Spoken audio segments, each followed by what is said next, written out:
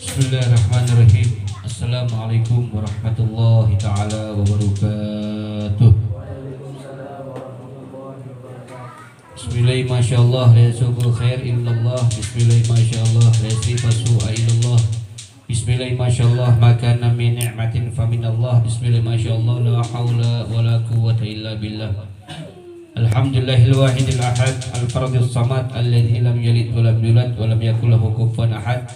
Allahumma sholli wa sallim ala sayyidina Muhammad nuril anwar usiril asrar wa triyaqil aghiyar miftahi babil yasar sayyidina Muhammadil mukhtar wa alihi al-athhar wa ashabil akhyar adada ni'amillahi wa afdalih.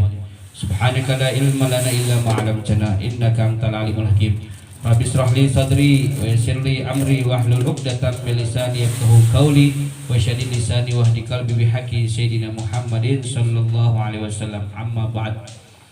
Hadratul Mukarram wal Muhtaram yang sama-sama kita hormati, guru kita bersama, yang sama-sama kita taati, guru kita bersama, yakni Fadilatul Ustaz Daud Muslim beserta keluarganya. Kita doakan mudah-mudahan beliau beserta keluarga senantiasa Allah panjangkan umurnya, Allah sehatkan badan jasmani rohaninya, Allah kabulkan hajat dan keinginannya, dan Allah angkat macam penyakitnya, penyakit zahir ataupun batinnya, dan Allah gantikan penyakit tersebut dengan kesembuhan yang sempurna. Amin ya Allah ya rabbal alamin. Begitu juga para hadirin, para hadirat, pemuda-pemudi yang dirahmati oleh Allah Subhanahu wa taala, yang mudah-mudahan tidaklah kita bubar daripada tempat ini kecuali Allah Subhanahu wa taala panjangkan umur kita, Allah sehatkan badan jasmani rohani kita, Allah kabulkan hajat dan keinginan kita, dan Allah angkat macam penyakit yang ada dalam diri kita, penyakit yang ada dalam diri kedua orang tua kita, penyakit yang ada dalam diri keluarga kita, Allah gantikan penyakit tersebut dengan kesembuhan yang sempurna. Amin ya Allah ya rabbal alamin. Alhamdulillah, segala puja puji syukur atas Allah yang alhamdulillah pada kesempatan malam hari ini kita masih bisa duduk bersama, bermuadaha, berzikir, membaca rutinitas kita setiap malam Selasanya, yaitu qasidah burdah, yang mudah-mudahan apapun yang kita baca, apapun yang kita dengar pada malam hari ini, itu semua diterima oleh Allah Subhanahu wa taala, yang insyaallah menjadikan asbab seluruh hajat dan keinginan kita dijabah oleh Allah Subhanahu wa taala. Amin ya rabbal alamin. Salawat serta salam tak lupa juga kita haturkan kepada junjungan alam Nabi besar Muhammad sallallahu alaihi wasallam, yang mudah-mudahan berkumpulnya kita pada malam hari ini, memujinya kita kepada baginda Nabi, insyaallah kelak di akhirat kita bisa berjumpa, berkumpul melihat wajah indah baginda Nabi Muhammad sallallahu alaihi wasallam.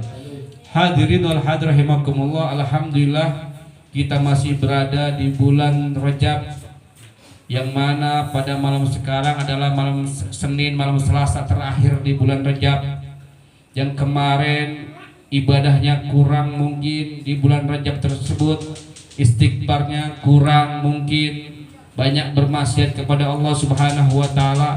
Mumpung masih ada beberapa hari lagi daripada bulan Rajab, ayo kita sama-sama taubat kepada Allah Subhanahu wa taala. Setelah itu baru datanglah yang namanya bulan Sya'ban. Sekarang kita masih bercocok tanam. Apa yang kita tanam insyaallah akan kita dapatkan nanti di bulan Ramadan. Apa yang kita tanam kemudian otomatis harus disiram kelak di bulan Sya'ban. Oleh karena itu, bulan Sya'ban adalah bulan yang menyiram tanaman kita yang ditanam ketika di bulan Rajab. Perbanyak dengan sholat kepada baginda Nabi Muhammad sallallahu alaihi wasallam. Karena apa? Kullu masdudun thoriq ilallah, seluruhnya itu akan terputus, terhalang jalan menuju kepada Allah Subhanahu wa taala, kecuali kita mengikuti daripada tapak tilas, mengikuti jalur Nabi Muhammad sallallahu alaihi wasallam, pasti akan nyambung. Segala sesuatu yang disandarkan kepada Nabi Muhammad akan menjadi mulia.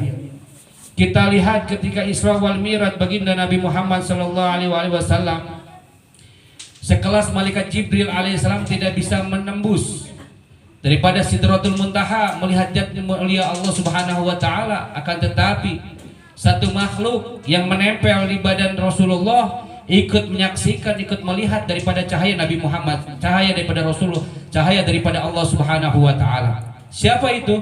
Yaitu sandalnya yang dipakai oleh Nabi Muhammad SAW menghadap Allah, melihat nur daripada Allah Subhanahu wa taala.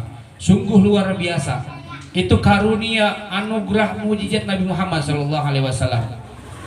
Kita lihat yang namanya Nabi Allah Musa alaihissalam ketika pengen bertemu dengan Allah, ketika pengen berhadapan dengan Allah, apa yang dilakukan oleh Allah Subhanahu wa taala ke Musa? Ya Musa, kau pergi ke Gunung Tursina. Pergilah Nabi Allah Musa ke Gunung Tursina. Ketika mau sampai puncak, langsung yang namanya jatuh lagi ke bawah. Ngejengkang kalau bahasa Inggrisnya mah. Ngejengkang jatuh, bahasa Inggris kan ya. Jatuh. Kemudian setelah hampir bertemu dengan Allah, zat Allah Subhanahu wa taala, nur Allah Subhanahu wa taala, apa yang dilakukan oleh Allah kepada Nabi Allah Musa? Ya Musa, fakhla'na alaik. Wahai Musa, lepaskan sandalmu. Nabi Musa pengen bertemu dengan Allah, sandalnya sudah lepaskan. Tapi kita lihat Nabi kita besar Muhammad SAW ketika bertemu dengan zatnya nur Allah Subhanahu wa taala memakai sandalnya. Itu suatu anugerah dari Allah Subhanahu wa taala, suatu keistimewaan yang ada dalam diri Rasulullah SAW, yang makhluk di atasnya makhluk, yang manusia yang paling sempurna. Penutup Nabi, tidak ada yang sempurna kecuali Nabi Muhammad SAW. Oleh karena itu malaikat Jibril pun tidak mau ngikuti sampai ke Sidratul Muntaha bertemu dengan Allah Subhanahu wa taala. Cuma Nabi Muhammad SAW yang bertemu dengan Allah, yang bertemu dengan zat nur Allah Subhanahu wa taala, langsung memerintahkan kepada Rasulullah SAW yaitu sholat yang 50 waktu.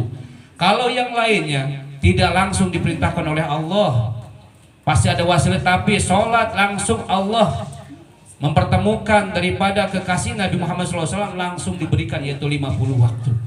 Kalau yang lainnya zakat, kemudian puasa, sodako, itu bertahap. Tapi sholat langsung diberikan kepada Nabi Muhammad SAW. Kemudian setelah diberikan 50 waktu dapat dispensasi berkat daripada Nabi Allah. Nabi Allah siapa? Bertemu dengan siapa? Ada yang tahu? Ketika Isra Mi'raj Nabi Muhammad mau turun bertemu dengan Nabi siapa? Sampai disuruh minta diskon. Ada yang tahu? Sering hadir di Isra Mi'raj kali, di mana-mana beseknya banyak. Hah? Siapa?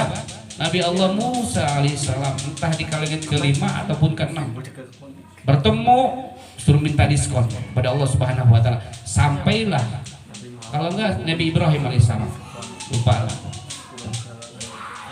Bertemu dengan salah satu seorang nabi bahwasanya suruh minta diskon. Akhirnya apa? Sampailah 5 waktu. Nah, ketika yang namanya turun Rasulullah SAW menjelang subuh, jadi Rasulullah itu mau hampir subuh, diberangkatkan oleh Allah Subhanahu wa taala minal Masjidil Haram ilal Masjidil Aqsa. Jadi setelah mau hampir subuh, Rasulullah itu balik lagi. Dikatakan bahwasanya ketika tempatnya Rasulullah itu duduk itu masih hangat, berarti sebentar. Makanya di situ dengan memperingati daripada Isra wal Mi'raj itu perlu dengan keyakinan yang dalam. Kenapa? Hikmahnya ada 3 golongan yang memang ada percaya, tidak percaya, dan sama sekali ada yang percaya nggak percaya. Yang percaya siapa? Itu Sayyidina Abu Bakar As-Siddiq. Pertama kali dilakabin, dijuluki dengan Abu Bakar Siddiq adalah Sayyidina Abu Bakar Siddiq ketika Isra wal Mi'raj. Ya Abu Bakar, apakah engkau percaya dengan Isra wal Mi'raj? Kata Sayyidina Abu Bakar, bahkan kalau lebih dari itu ya Rasulullah, aku lebih percaya. Maka disebutkan As-Siddiq itu awal mulanya. Kemudian ada yang tidak percaya, siapa? Abu Lahab, Abu Jahal, Abu Gosok dan sebagainya. Yang namanya abu-abu nggak percaya kepada yang namanya Isra Mi'raj. Mana mungkin Muhammad bisa pergi yang namanya percaya, pergi dengan ke Al-Aqsa, Masjidil Haram, Gunung Tursina, Palestina, kemudian langit pertama, langit ketujuh, segitu nggak mungkin. Coba kalau engkau ya Muhammad, engkau pergi ke Masjid Nabawi, ada berapa tiangnya? Engkau masjid ini ada berapa tiangnya? Rasulullah dengan lantangnya, dengan lincahnya, dengan tegasnya memberitahukan bahwa tiangnya ada sekian aja nilainya. Tetap aja masih nggak percaya. Ya. Kemudian ada yang setengah-setengah, percaya enggak percaya. Yang setengah percaya, setengah nggak percaya. Siapa itu? Wahaboy, RCTI, rombongan celana tinggi. RCTI rombongan celana tinggi sama Pajero, pasukan Jengor Rasul. Pajero, mobil Pajero pasukan jenggot Rasul.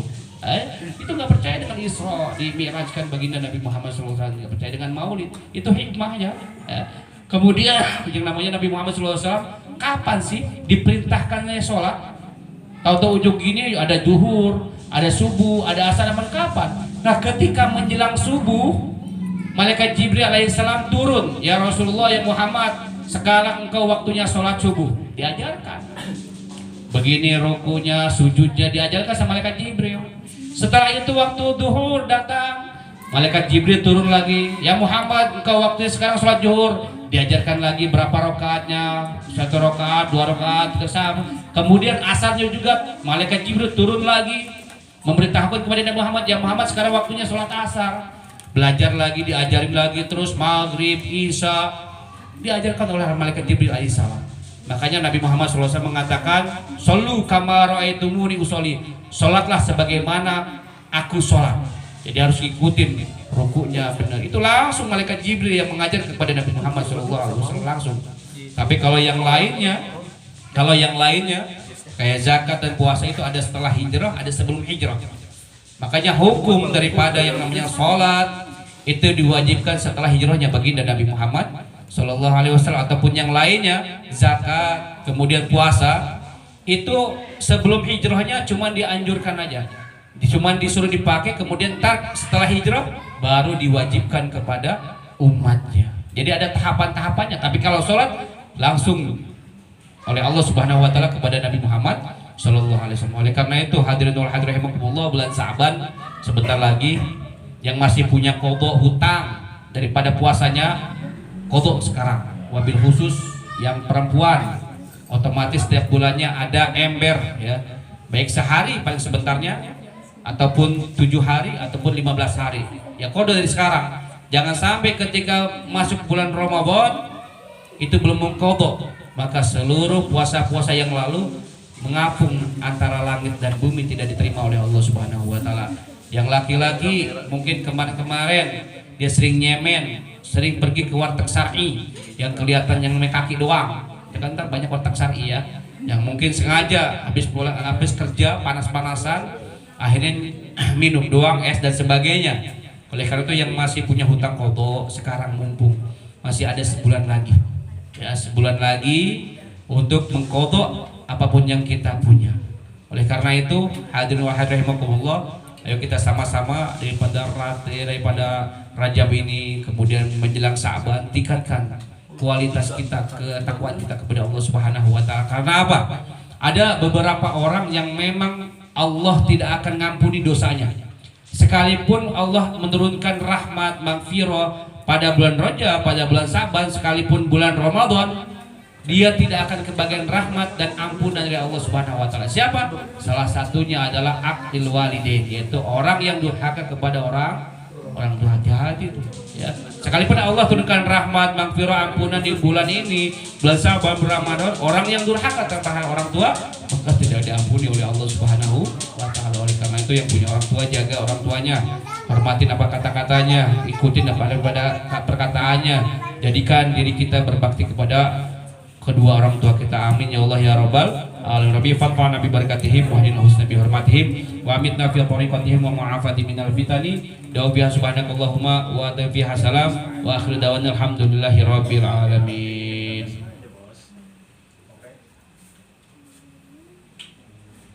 Kita bacakan daripada suratul Fatihah, kemudian sholawat tibbiyah 3 kali dengan niat. Mobil khusus daripada Ibunda Ustadz Daud Muslim yang insya Allah besok akan dioperasi matanya, yaitu Ibunda Rodiyah binti Haji Ja'far. Mudah-mudahan dengan baca suratul Fatihah, sholat tibbiyah 3 kali, Allah permudah daripada operasinya. Allah sehatkan kembali daripada penglihatannya. Begitu juga kepada kita yang baca, mudah-mudahan apabila ada diri kita yang sakit, Allah angkat macam penyakitnya. Orang tua kita lagi sakit, saudara-saudara kita sakit, dengan berkah Fatihah, dengan berkah daripada sholat tibbiyah, Allah kabulkan, Allah angkat macam penyakitnya. Al-hadiniyah wala kulli niyatin sholihah bin niyati syifa bijahi Al-Habib Abdullah bin Muhsin Al-Atas wa bijahi Syekh Abdul Qadir Al-Jalani wa bijahi Habib Husain bin Abi Bakar Idrus wa bijahi Syekh Muhammad bin Ali Al-Maliki wa bijahi Al-Imam Busyairi wa bijahi Abdul Hasan bin Ahmad Baharun berkati Fatimah binti Rasul bidati sifat tam ajalan ala hadiniyah wa la kulli natin sallallahu hadratin Nabi Muhammad Mustafa sallallahu alaihi wasallam bismillah al-Fatihah. A'udzu billahi minasy syaithanir rajim. Bismillahirrahmanirrahim. Alhamdulillahi rabbil alamin. Arrahmanir rahim. Maliki yaumiddin. Iyyaka na'budu wa iyyaka nasta'in. Ihdinas siratal mustaqim. Siratal ladzina an'amta 'alaihim ghairil maghdubi 'alaihim waladdallin. Amin.